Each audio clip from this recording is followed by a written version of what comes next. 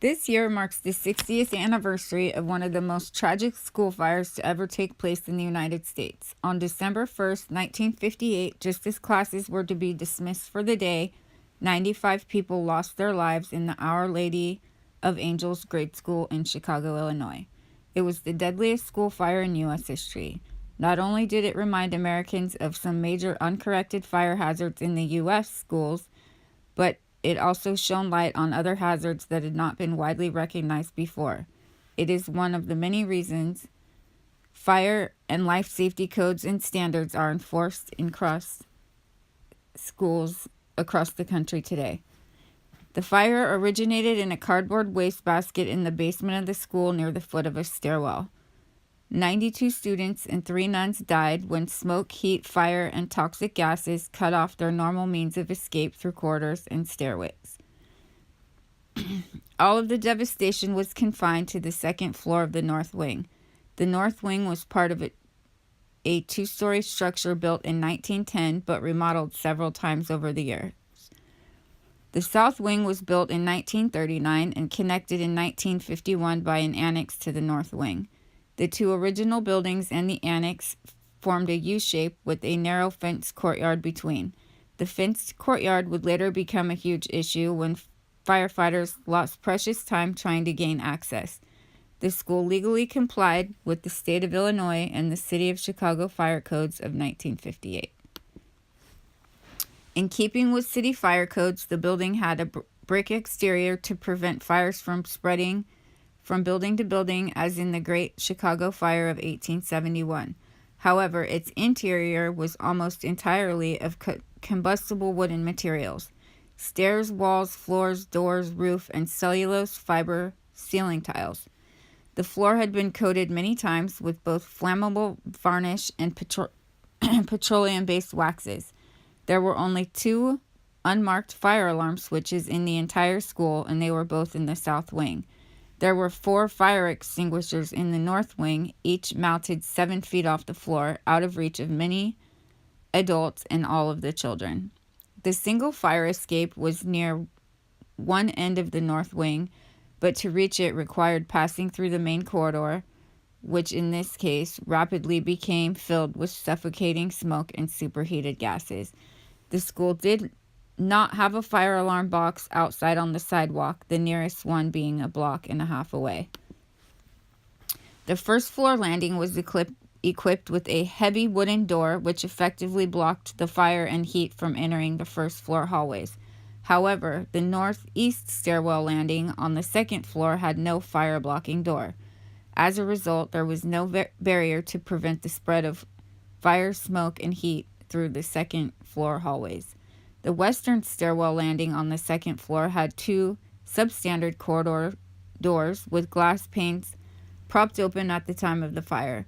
This caused further drafts of air and additional oxygen supply to feed the flames. 2 other doors were chained open when they should have been closed. These doors were the first and second floor levels leading into the annex. The upper door was quickly closed, but the lower door remained open throughout the fire.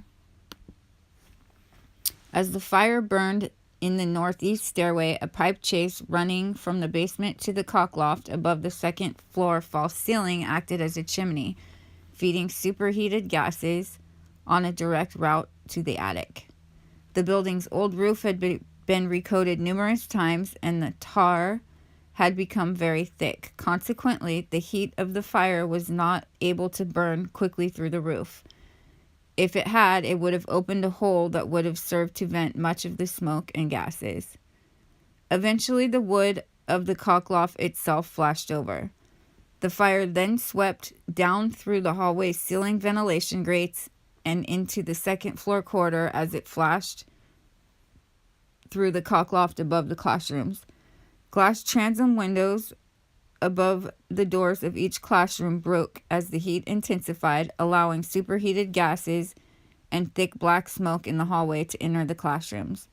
By the time the students and the teachers had reached in the second floor classrooms realized the danger, their sole escape route was into the hallway was impassable.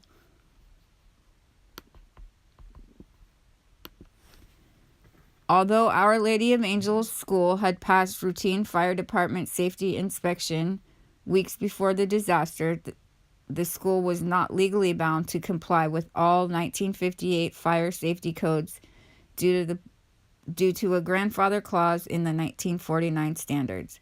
Existing older schools, such as Our Lady of Angels, were not required to retrofit the safety devices that were required by code in all schools built after 1949. Sweeping changes in school fire safety regulations were enacted nationwide.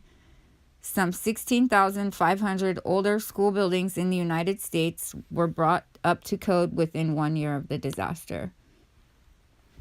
On December 10, 1958, 9 days after the fire, Cook County Coroner Walter McCarran convened a jury for a 6-day inquest into the fire. The Blue Ribbon jury included representatives from the insurance, construction, and fire protection industries, as well as architects, engineers, and other leading Chicago businessmen. After interviewing key personnel from the parish, the Archdiocese of Chicago, and the Chicago Fire Department, as well as fire protection experts, the jury determined that because the school was still governed by the 1905 city ordinance and not the 1949 Chicago Municipal Code, the facility was legally safe even though it did not measure up to any contemporary fire safety standards. On January 7, 1959, the jury announced more than 20 non-binding recommendations for improving fire safety in schools. The recommendations included retroactive fire protection system improvements at all schools, including the installation of automatic sprinklers and heat or smoke detectors, the enclosure of all stairwells and other vertical passages, and the installation of fire barrier doors at all corridors and room partitions. The jury advocated that all schools install new fire alarm systems that would alert both school occupants and the fire department at the same time, as well as the installation of fire department alarm boxes within 100 feet of the entrances to private and public schools. The jury recommended revising the occupancy regulations for schools to guarantee 20 square feet per student per classroom. Had this regulation been in place at the Our Lady of Angels School on that day of the fire, the number of students initially trapped by the fire would have been nearly 1/3 fewer. Furthermore, the jury proposed monthly fire drills at schools and new fire safety training for school employees led by the Chicago Fire Department Fire Prevention Bureau. The National Fire Protection Association also conducted a high-profile investigation into the school fire and released its findings in January of 1959. The NFPA report, investigated and produced by Chester Babcock and Rexford Wilson of the NFPA Fire Record Department, stated that the loss of life could have been prevented if the school had conformed to the building exits code. Although Chicago Fire Commissioner Quinn argued that the principal reason for the loss of life was the delayed alarm to the fire department, the report blamed the fatalities on inadequate exits. The NFPA investigators reported that the school's exits were not properly enclosed and did not have sufficient exit capacity for the number of students within the building. The report also noted that most of the classrooms lacked 2 remote exits recommended by fire safety standards. The report also faulted combustible interior building materials, inadequate fire detection and alarms, and poor housekeeping and fire evacuation practices on behalf of the school employees. Even before the official investigations and findings were released, the school fire had an immediate influence on fire prevention efforts in schools. In Chicago, Fire Commissioner Quinn posted firefighters at all public and private schools considered to be in bad condition. The city of Chicago also implemented the coroner's jury's recommended requirements regarding school fire alarms, exterior fire alarm boxes and monthly fire drills, specifying that all drills be witnessed by representatives from the fire department. The original compliance deadline for school to implement these changes were set for December 1963, but logistical and financial constraints brought about a one-year extension. By December 1964, all public and private schools in Chicago had enacted the new fire protection requirements. The NFPA estimates that about 68% of all U.S. communities inaugurated and completed fire safety improvements after the Our Lady of Angels fire.